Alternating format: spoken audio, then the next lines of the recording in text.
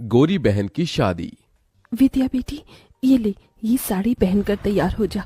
ये बादामी रंग तेरे गोरे रंग पे खूब खिलेगा। और हाँ, अच्छे से मेकअप करना ताकि लड़के वाले तुझे देखें तो देखते ही रह जाए। ठीक है मेरी प्यारी माँ। तभी बाहर से कांच टूटने की आवाज आती है। मालती गुस्से में बौखलाकर बाहर आती है, जहां कंचन पोछा लगा रही थी। मालती को देखते ही कंचन सहम सी गई। क्यों री काली करमजली, आज मेरी बेटी के लिए कितना बड़ा दिन है। तूने जानबूझकर इस शुभ घड़ी में कांच तोड़ दिया। नहीं माँ, मैं तो पोछा लगा रही थी, गलती से गुलदस्ता गिर गया। कहते हुए कंचन कपकपाई जा रही थी, क्योंकि उस दिन बड़ी ठंड थी। क्यों री, हाथों में जान नहीं है क्या? खाने को तो 10-10 रोटी एक बार में खा जाती है। अच्छे से पोछा लगा, फर्श एकदम चमकना चाहिए, और उसके बाद चाय समोसे नाश्ता भी बना देना। ये कहते हुए मालती जानबूझकर उस बेचारी के पैरों पर से चढ़कर चली जाती है, जिससे कड़ाके की ठंड के मौसम में उस बेचारी की चीख निकल जाती है। माँ, माँ मेरा हाथ कंचन के साथ ऐसा जुल्म होता देखकर बिछौने पर लकवे में पड़े वासुदेव की आंखों से टप टप आंसू चूने लगते हैं। थोड़ी देर में वसुंधरा अपने बेटे कार्तिक के साथ विद्या को देखने आती है। तभी कंचन चाय नाश्ता लेकर परोसती है। आंटी जी, नाश्ता। मालती जी, ये लड़की कौन है? जी, ये इस घर की नौकरानी है। ये सुनते ही कंचन की आंखों में आंसू भर आते हैं। वो लड़के वालों के बीच से जाने लगी। तभी विद्या ने कहा, कंचन जरा रुक। माँ जी, ये इस घर की नौकरानी नहीं बल्कि मेरी बहन कंचन है। विद्या के शब्दों में कंचन के लिए एक बड़ा मान था। बड़ा प्यार है दोनों बहनों के बीच। बहन, मुझे मेरे कार्तिक के लिए आपकी विद्या पसंद है। तभी कंचन को उसके काले रंग के लिए नीचे दिखाते हुए मालती ने इतरा कर कहा, पसंद तो आनी ही थी वसुंधरा जी। मेरी विद्या किसी होर से कम थोड़ी है। गोरी है, सुंदर है, कोई भी खोट नहीं है मेरी बच्ची में। अच्छा जी, अब हम चलते हैं, जल्द ही बारात लेकर आएंगे। वसुंधरा के जाने के बाद मालती कंचन पर आग बबूला होकर बोली, क्यों री काली कलोटन, तुझे कहा था ना कि अपने बदसूरत मुंह पर घूंघट ओढ़ कर बाहर आने को। अगर तेरी वजह से आज मेरी गोरी बेटी का रिश्ता कट जाता तो तेरी तो शादी हो नहीं रही। कम से कम अपनी बहन का तो घर बस जाने दे। अपनी सौतेली माँ मालती का दिया गया ताना कांटों की तरह कंचन के मन पर जा लगा। माँ, क्या मिलता है तुम्हें इस बेचारी का दिल दुखाकर? तू चुप कर विद्या, भूल मत, ये तेरी सौतेली बहन है। ये कभी तेरी खुशियां नहीं चाहेगी, बल्कि तेरा बुरा चाहेगी। एक दिन तू बड़ा पछताएगी विद्या। ये कहकर मालती वहां से चली गई और कंचन फूट फूट कर रो पड़ी। विद्या, क्या मैं इतनी बुरी हूं कि अपनी बहन की शादी तोड़वा दूंगी? विद्या ने कंचन के आंसू पोंछे और डबडबाई आंखों से उसे देखकर कहा, मेरी बहन, माँ ने सिर्फ तेरा ऊपरी रंग देखा, आज तक तेरा प्यार भरा मन देखा ही नहीं। मगर तुम्हारी ये बहन है ना? भले ही विद्या और कंचन सौतेली बहन थीं, मगर दोनों के बीच सगी बहनों से बढ़कर प्यार था। हालांकि विद्या गोरी सुंदर थी और कंचन काली, मगर उसके बाल उतने ही लंबे काले। वसुदेव ने अपनी पहली पत्नी सुलोचना के मरने के बाद मालती से दूसरी शादी की। हालांकि दोनों का यह पुनर्विवाह था। मालती अपनी बेटी विद्या को साथ लेकर आई। विद्या ने तो कंचन को अपनी बहन मान लिया था, मगर मालती कंचन के काले रंग की वजह से उसे बेटी न ही मान सकी और न ही अपना सकी। यह भेदभाव वसुदेव से देखा नहीं गया और वो सदमे में चले गई। हालांकि मालती ने कंचन को गरीब घर में ब्याहने के लिए बहुत से ऐसे रिश्ते देखे, मगर उसके काले रंग के चलते वो भी रिश्ते वाले उसे ठुकरा गए, क्योंकि कहते हैं ना, नियति का तय हुआ कोई नहीं टाल सका। जिसके बाद विद्या की शादी अमीर घर में तय हो गई और गुजरते दिन के साथ शादी की रस्में अब शुरू हो गईं। विद्या बेटी, देख, मैंने तेरे हल्दी और मेहंदी के लिए 2 लहंगे बनवाए हैं। सुंदर है? हाँ माँ, बहुत सुंदर है। पर माँ, कंचन के लिए लहंगा? कंचन का नाम सुनते ही मालती चिढ़ गई। अरे शादी तेरी है, उसकी थोड़ी होने वाली है। दुल्हन तू है और कंचन मेरी बहन। अरे देख, इस पीले वाले लहंगे में कितने अच्छे बेल बूटे हैं, और ये हरा वाला लहंगा मेहंदी के टाइम पर पहनना है। तेरी माँ ने कैमरे वाले को भी बुलाया है, और तू चिंता मत कर, उसे भी दे दूंगी मैं कपड़ा। थैंक यू माँ। मालती ने कंचन को देखते हुए उसे एक बड़ा पुराना सा सूट पहनने को दिया, जो कि कई जगह से फटा भी था। एरी कर लो, ये ले, पहन लियो तू। बिना किसी शिकायत के कंचन ने उसे स्वीकार कर लिया और विद्या को हल्दी मेहंदी लगने लगी। पड़ोसनों ने गाना बजाना भी शुरू कर दिया। हल्दी लगाओ रे, तेल चढ़ाओ रे, बन्नों का गोरा बदन चमकाओ रे। मेरी बच्ची कितनी सुंदर लग रही है। अरे मालती, अब क्या विद्या को हल्दी में ही नहला देगी? और क्या, रज रज के हल्दी लगाऊंगी, तभी तो मेरी विद्या का गोरा रंग खिलेगा। सबने बारी बारी से विद्या को हल्दी लगाई, मगर कंचन एकदम पीछे खड़ी थी। कंचन, तू अपनी बहन को हल्दी नहीं लगाएगी? आना, दूर क्यों खड़ी है? तभी मालती ने कंचन को हल्दी लगाने से रोक दिया। क्या हुआ माँ, तुमने मुझे रोक क्यों दिया? क्योंकि मैं नहीं चाहती कि तू अपने इन मनहूस काले हाथों से मेरी बेटी को हल्दी लगाए। कहीं मेरी बेटी का रिश्ता टूट गया तो? इतना अच्छा घर द्वार मिला है। मालती के साथ सभी पड़ोसन भी कंचन पर ताना कसने लगी। ठीक कह रही है मालती, अरे ये तो है ही अभागिन, दुनिया में आते ही माँ को खा गई। वही तो, इसे तो इस शादी के शुभ रस्मों से भी दूर ही रखो, इसकी काली नजर न लग जाए। होने वाली दुल्हन को वैसे भी इतनी गोरी और सुंदर जो है। बस बहुत हुआ। मैं मानती हूँ कि मेरी बहन का मुझे हल्दी लगाना मेरे लिए शुभ है। कंचन, मुझे हल्दी लगा। कंचन ने अपनी गोरी बहन को हल्दी मेहंदी लगाई, तभी कुछ हल्दी उसके चेहरे पर लग गई। हे राम, ये तो अपशकुन है, दुल्हन की हल्दी इसे भी लग गई। कंचन उस हल्दी को धोने लगी, तभी रुक जा कंचन, कहने दे इन्हें जो कहना है। मेरे लिए ये शुभ शगुन है। मुझे तो डर है बहना, कहीं ये कल्लो अपनी बहन की शादी काट कर खुद ना दुल्हन बन जाए। ये सुनकर तो जैसे मालती के मन में डर बैठ गया। शादी का दिन भी आ गया। कंचन विद्या के लिए खुश भी थी और उदास भी। विद्या, आज तू अपनी इस अभागन बहन को छोड़कर ससुराल चली जाएगी और मैं इस घर में तेरे बिना अकेली रह जाऊंगी। तभी दुल्हन बनी विद्या अपने बालों में से थोड़ा गजरा निकालकर कंचन के बाल में लगा देती है। इस गजरे में तो मेरी बहन के लंबे काले बाल एकदम कह ढा रहे हैं। इतने में बारात आ जाती है। तभी मालती कंचन को अपने पास बुलाती है। माँ, आपने बुलाया? हाँ कंचन, तू अपनी बहन से कितना प्यार करती है? अचानक ये सवाल क्यों माँ? क्योंकि मैं जानती हूँ, जब से विद्या का रिश्ता इतने बड़े घर द्वार में लगा है तो तुझसे देखा नहीं जा रहा, इसीलिए तू ये रिश्ता काटना चाहती है ताकि तेरी टाल गल सके और तेरी कोरी बहन की जगह कार्तिक से तू शादी कर सके। ये सुनकर कंचन टूट सी गई। नहीं माँ, ऐसा नहीं है। अगर ऐसा नहीं है तो फिर क्यों सजी धजी है तू? शादी तो तेरी बहन की है, साबित कर दे कि तू मेरी विद्या का बुरा नहीं चाहती। और फिर कंचन ने वहां रखा गमला अपने पैरों पर गिरा लिया, जिससे कि ठंड के उस मौसम में वो तड़प गई। माँ, लो माँ, इस बदनसीब बहन ने साबित कर दिया। आप अगर चाहती हैं कि मैं विद्या की शादी में शामिल न हूं तो मैं नहीं जाऊंगी माँ। तभी दूर से आदर्श ने ये सब देखा। उधर विद्या कंचन को ढूंढने लगी। आदर्श ने उसे सारी बात बता दी, साथ ही अपना फैसला सुनाया। वसुंधरा मामी, मैं कंचन का हाथ थामना चाहता हूँ, उससे शादी करना चाहता हूँ। ये सुनकर विद्या कंचन के लिए बहुत खुश हुई। देखा माँ, जिसकी जोड़ी जब लगनी होती है ऊपर वाला उसे मिला ही देता है। देखो, मेरी बहन का खुशियों भरा भाग्य उसके सामने खड़ा है। मालती के मन में पछतावे का गुबार भरा था, जो आंसू बनकर बहने लगा।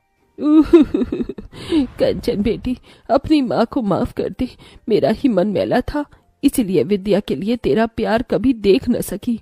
बोल, तेरे लिए क्या करूं? बस इतना कर दो माँ कि आज अपनी इस बेटी को मायके की चुनरी ओढ़ाकर विदा कर दो। ये सुनकर सभी का दिल निकल आया, जिसके बाद कंचन का कन्यादान उसकी गोरी बहन के साथ उसी मंडप में हो गया और दोनों विदा हो गईं। गरीब बेटी की जादुई रोटी। रजनी, और कितनी देर लगाएगी? तेरे बापू कब से बैठे हैं, अब ले आ खाना। बस लाई माँ। रजनी को खाना लाता देखकर पिता किशन ने मुस्कुराहट से पूछा, अरे आज मेरी बिटिया ने क्या क्या बनाया है? बाबा, मैंने आपके लिए भिंडी की भुजिया बनाई है और सूखे आलू भी। फिर तो आज मैं पेट भर कर रोटी खाऊंगा। 2 तरह की सब्जी बनी देखकर ललिता बड़बड़ा उठती है। अरे लड़की, 2 टाइम की सब्जी एक ही बार में क्यों बना दी तूने? एक तो ऐसे ही तेरे बाबा की कमाई धमाई नहीं है और महंगाई इतनी है। जाने दो ललिता, अब तो बना दिया बिटिया ने। कल को ब्याह कर अपने ससुराल चली जाएगी ना तो बहुत रोगी तुम। अब गुस्सा थूक दो और बिटिया के हाथों का खाओ। ये लो। किशन जैसे ही खाने का निवाला ललिता को खिलाता है, ललिता का मुंह चढ़ जाता है। आथू, अरे बेलुड़ी, आज फिर तूने रोटी जला दी। अरे तेरे दादा परदादा की आटा चक्की नहीं जो मुफ्त का आटा आता है, दाम देख कर खरीदना पड़ता है। रोज रोज जली रोटी बनाती है। यही हाल रहा तो पता नहीं ससुराल जाएगी तो कैसे बरसेगी।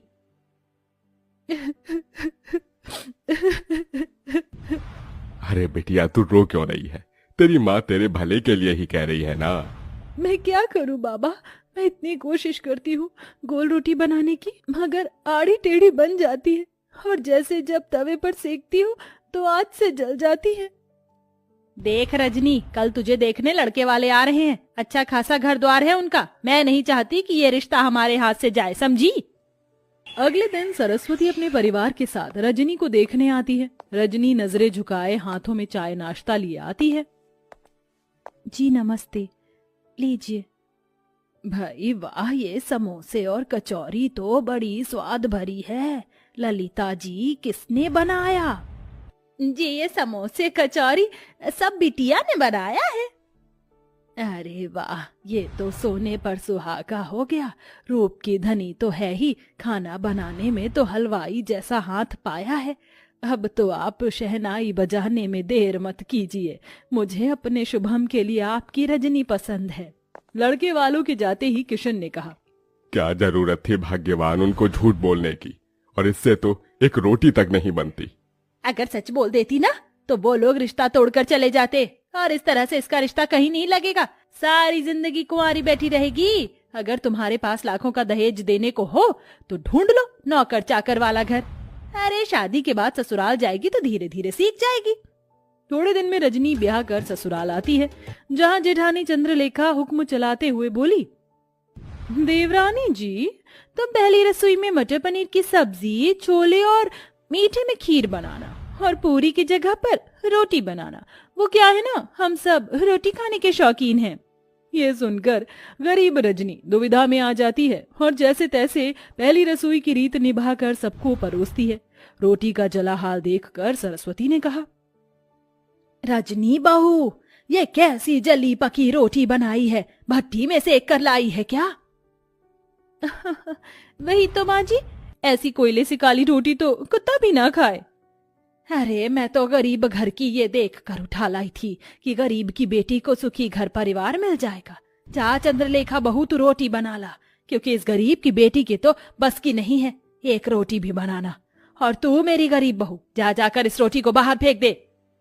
सास से जली कटी सुनकर रजनी रोटी लेकर बाहर चली आई। मैं इस रोटी को फेंकूंगी नहीं, क्योंकि अन्न की बर्बादी होगी। किसी जरूरतमंद को दे देती हूँ। तभी एक उम्रदार बुढ़िया उसके पास चलकर आई। बेटी, रोटी खिला दो, बहुत भूखी हूँ। ये लो अम्मा, क्षमा करना, रोटी जरा जली हुई है और मेरे पास कोई सब्जी भी नहीं। मेरी पोटली में गुड़ है, उससे खा लूंगी। बुढ़िया हबड़ हबड़ कर रोटी खाने लगती है। तभी रजनी का परेशान चेहरा देखकर वो पूछती है, बेटिया, तुम परेशान क्यों हो? अम्मा, मेरी लाख कोशिश करने के बाद भी मुझसे गोल और अच्छी रोटी नहीं बनती। मेरी जेठानी अच्छा खाना बनाती है, इसलिए रसोई पर एक अकेली उनका अधिकार जमा है। मेरी सास ने मुझे बहुत ताने दिए।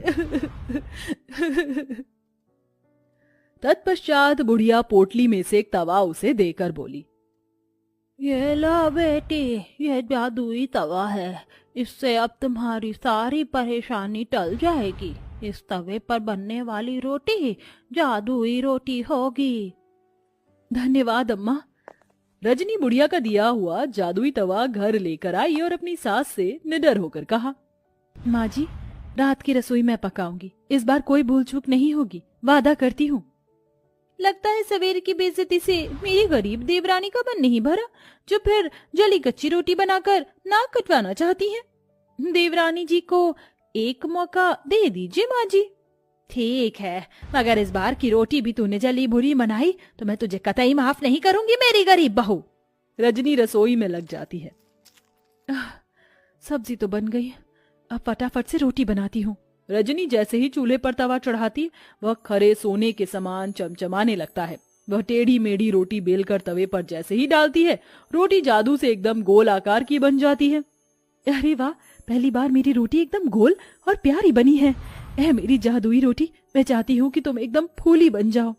गरीब रजनी के कहते जादुई रोटी फूल कर गोल मटोल हो जाती है। वह सभी को रोटी परोसती है, जिसे खाकर सब दिल खोल कर तारीफ करते हैं। वाह रजनी बहू, तुम्हारी बनाई रोटी में अमृत जैसी मिठास भरी है। सचमुच रजनी, बिना सब्जी के भी रोटी बड़ी स्वाद लग रही है। सच में रजनी बहू, तेरे हाथ की रोटी खाकर तो जी ही नहीं भर रहा। जाने क्या जादूगरी भरी है तेरी इस रोटी में। धन्यवाद माँ जी। रजनी की तरफदारी सुनकर चंद्रलेखा भीतर ही भीतर जल भून रही थी। सवेरे तो एकदम गुड़गोबर खाना बनाया था इसने, एकदम से ऐसा क्या चमत्कार हो गया जो मेरी गरीब देवरानी इतनी गोल फूली रोटी बना लाई। यूं ही दिन गुजरने लगे। तवे के सहारे रजनी ससुराल वालों को जादुई रोटी बनाकर खिलाती। सभी उससे खुश रहने लगे। एक दिन उसके माता पिता उससे मिलने आए। जी नमस्ते। समधन जी, समधी जी, आप दोनों आइए ना। रजनी बहू, देख तो कौन आया है। अपने गरीब माता पिता को देखकर रजनी की आंखों में आंसू छलक आए। माँ, बाबा, कैसे हैं आप? हम ठीक है बिटिया, तुझसे मिलने का मन किया तो आ गए। तुझे सुखी देखकर अच्छा लगा। अब चलते हैं। अरे ऐसे कैसे आए हैं, तो अपनी बेटी के हाथों की रोटी खाकर जाइएगा। रजनी रसोई में आकर रोटी बनाने में लग जाती है। आज मौका अच्छा है, जाकर देखती हूँ ये माजरा क्या है। चंद्रलेखा बहू, कहाँ चल दी? जाकर हल्दीराम से मिठाई समोसे ले आओ। जी माँ जी। इस गरीब देवरानी की किस्मत इतनी अच्छी है, आज भी बच गई। रजनी फट से अम्मा का दिया हुआ जादुई तवा चढ़ाती है। वह चमचमा उठता है। रजनी बेली हुई रोटी तवे पर डालकर कहती है, ऐ मेरी जादुई रोटी, खूब फूलो फलो। ये कहते ही चमत्कार से जादुई रोटी तवे पर फुदक फुदक कर फूल जाती है। तभी माँ ललिता रसोई में आ जाती है। माँ, तुमने मेरी जान निकाल दी। अरे वाह रजनी, तू तो बड़ी अच्छी रोटी बनाने लगी। तभी जादुई रोटी खुद पर इतराई और कहा, वो तो बनी ही थी, हम जादुई रोटी जो है। ये रोटी बोल रही है? हाँ माँ, क्योंकि ये सब जादुई अनोखी रोटी है। रजनी अपनी माँ को बूढ़ी अम्मा के बारे में सब बताती है, जिसे रसोई के बाहर कान लगाए खड़ी उसकी जेठानी चंद्रलेखा सुन लेती है। अच्छा जी, मेरी गरीब देवरानी की बनाई रोटी जादुई है।